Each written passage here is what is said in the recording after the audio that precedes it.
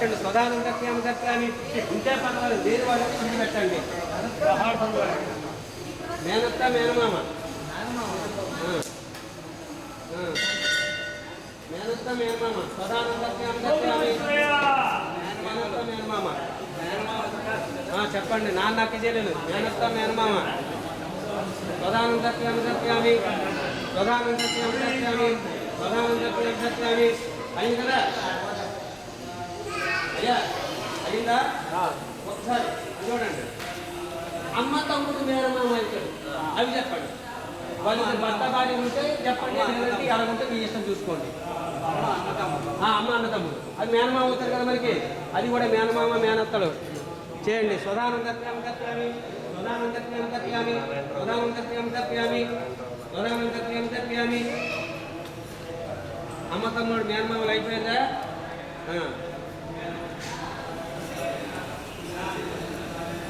చూడండి, నాన్న అక్క చెల్లెలు